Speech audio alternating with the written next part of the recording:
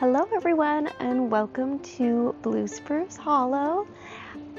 Today we're actually planting the annuals in the backyard, which I'm very excited about because a lot of these I grew from seeds. So I'll show you the different varieties I have. And the last video I was filming didn't really work out the greatest. I had some tech issues. So I'll be able to show you guys where I planted the last perennials that went in and also around where we're gonna plant these seedlings that I grew and what we have going on here. So let me just flip the camera around and we'll walk through and I'll point everything out.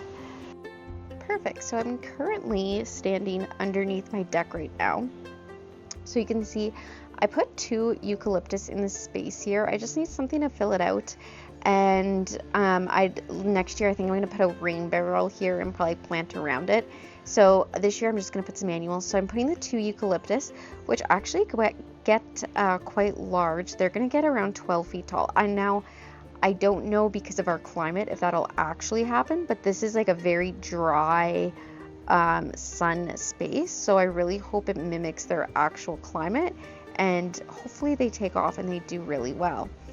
Now you can see this tray I have here of different things that's been grown, and I bought some too. So we have right over here some China asters. These are some strawflowers, and in here we have a mix of China asters, again, strawflowers, and Valkyrie asters. So we're going to plant those throughout the space. They all get relatively around the same height, which is about 30 to 36 inches tall.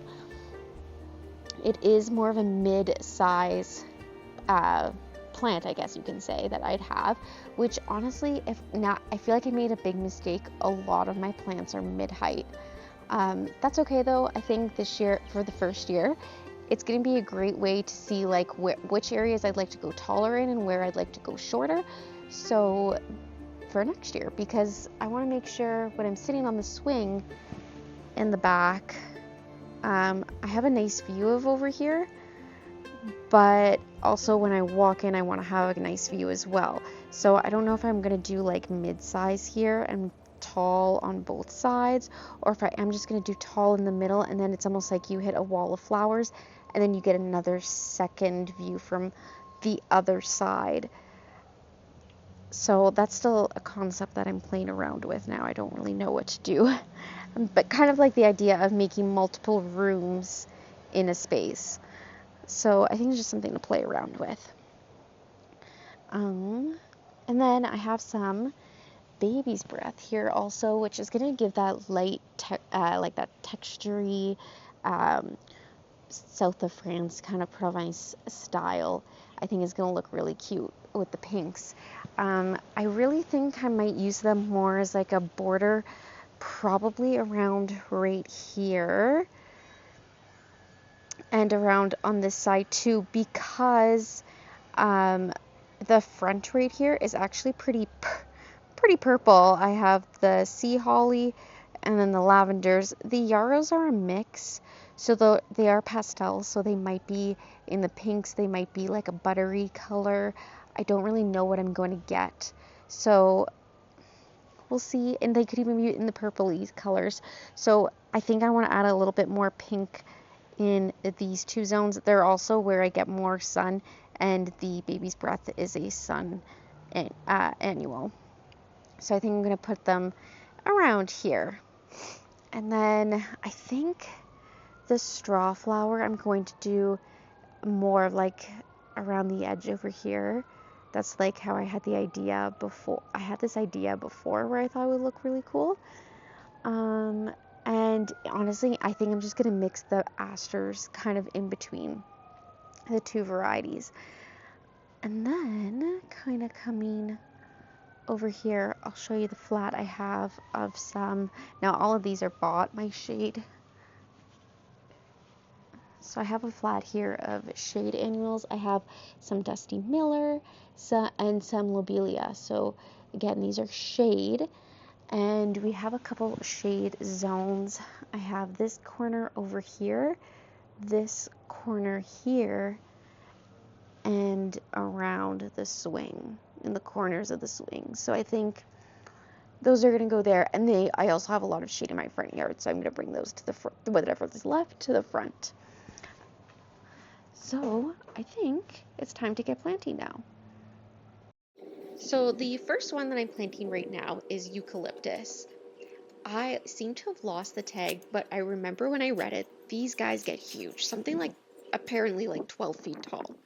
So if that's true, they'll become a really beautiful feature in this back corner and really fill out the space, although I'm really doubting it.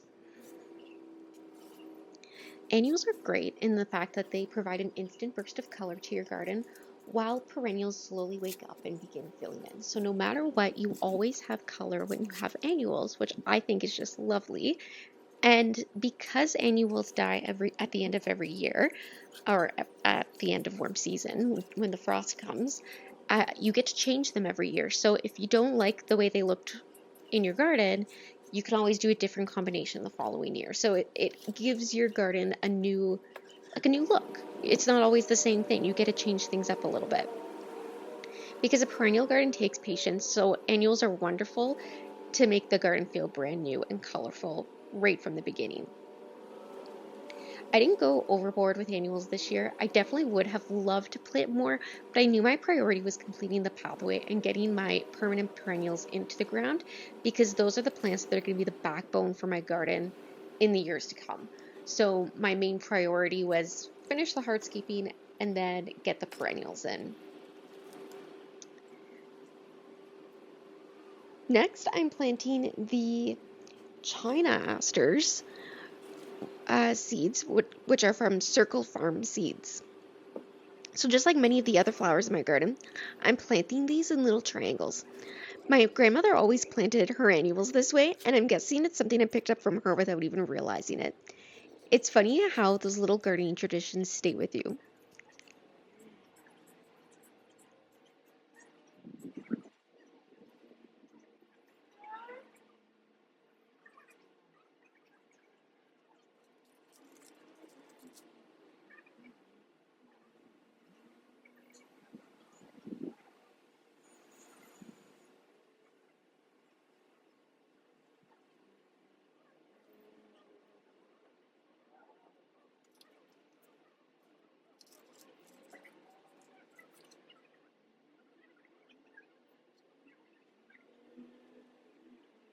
Next, I'm planting these adorable little pink babies' breath.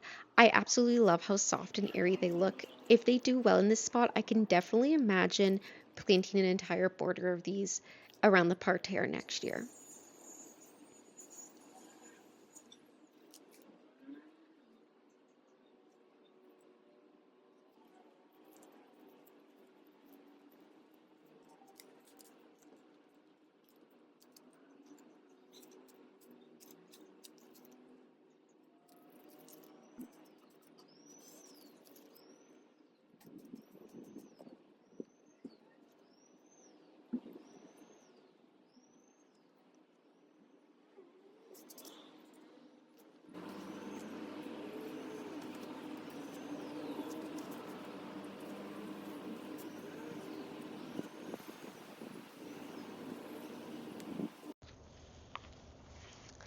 All right, so now I'm going to plant some more asters. These are going to be the Valkyrie kind over here in this lower corner. I've been planting in triangles just because I feel like triangles always fill out and create almost like a circle, like a big poof of them, and it's a bit of a better wave. So structurally, I always just find it looks a little better. Now I'm just going to put my glove down because I want to explain what I did with my seeds here. So in the spring, here we go, when I was sowing my seeds, I used containers and I used what's called the snail method.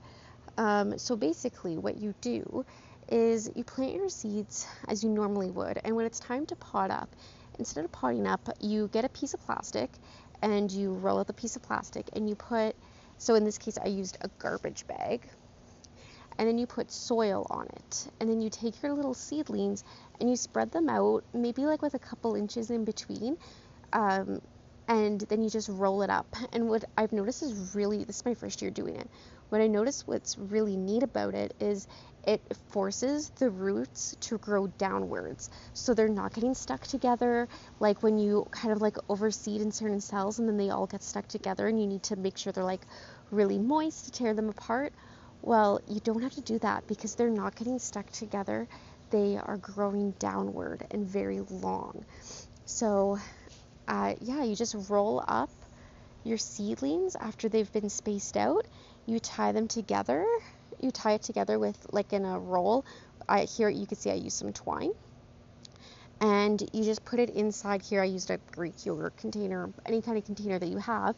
So when it comes to watering them, you just put some water in your container and then you put the roll back in and then they'll soak it up from the roots so that they don't get root rot. And I found it's been fabulous. It's a great space saver. So I have like one table inside and it's like a small 4x4 table. So when I had all my seedlings on it, it was really getting used up. So this helped me a lot. I think I did about four or six of these rolls, and they worked wonderfully. So now let's get to planting these bad boys and opening up the snail.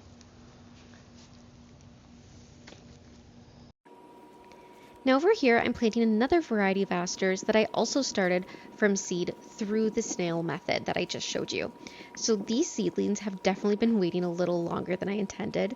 Their roots are actually growing all the way through the bottom of the garbage bag that they were sitting in. So normally it's best to plant seedlings before they become root bound because the roots can begin circling around in the container. And if that happens, gently teasing them apart before planting could help encourage them to grow outward into their surrounding soil. Also, if they're a little stuck together, dipping them in water to tease them apart definitely helps. But even so, these ones aren't too bad.